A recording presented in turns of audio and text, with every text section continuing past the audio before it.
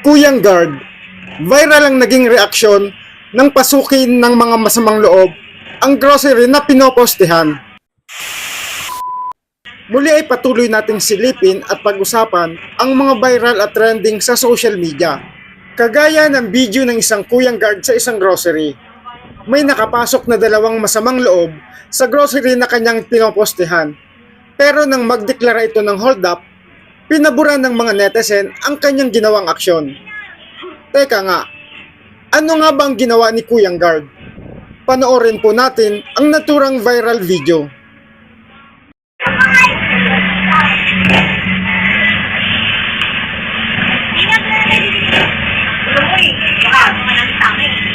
Pila na lang po ng mga artist.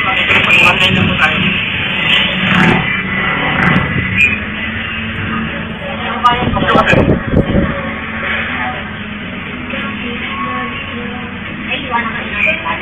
Isang pangkaraniwang araw yon para kay Kuyang Guard.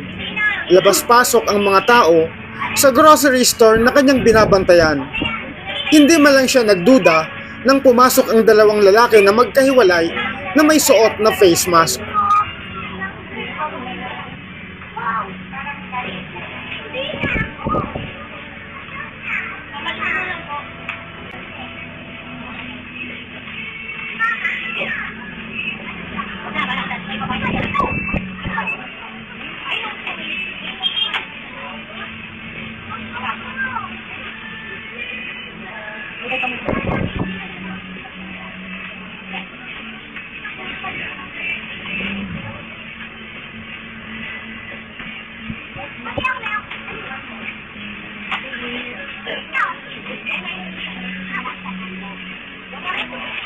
Walang komosyon at walang kaingay-ingay na nagdeklara ng hold up ang masasamang loob, sabay tutok ng baril sa guard at kasama nito.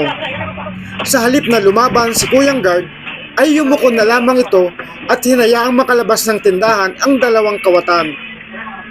Kaya makikita sa reaksyon ng gwardya ang kanyang panlulumo dahil wala siyang ginawa bilang gwardya na pinagtitiwalaan. Samantala, narito naman ang komento ng ating mga kadramang netizen. Tila pumabor pa sila sa naging reaksyon ni Kuyang Guard na nagpabaya nga ba sa kanyang pananagutan. That's the very nice move. Hayaan mo na yan. Hindi mo naman pera yan. Kaysa mamatay ka pa, tapos bigyan ka lamang ng kumpanya ng 5,000 para sa buloy. Pinaka-importante pa rin yung buhay, idol, kaysa pera. Okay lang yan, basta walang masasaktan. Pera, kikitain pa yan. Pero yung buhay, hindi na.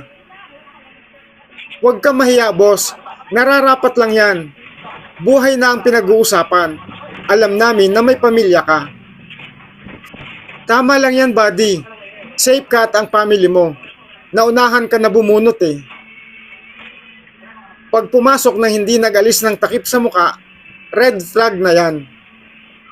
Mayroon namang punto ang mga netizen dahil kung nanlaban si Kuyang Guard, maaring sa ospital o sementeryo ang kanyang destinasyon. Wala ring katiyakan kung mababawi pa ang perang nakuha sa mga ito. Ang pera ay maaaring palitan, pero ang buhay ay iisa lamang. Hindi masamang wag nang lumaban, lalo na't may armas ang taong kaharap.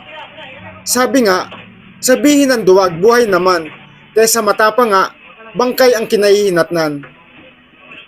Paki-share and like po ng video na ito at lagi nating paalala, lagi nating piliin na maging isang mabuting tao upang ang buhay ay mapanuto.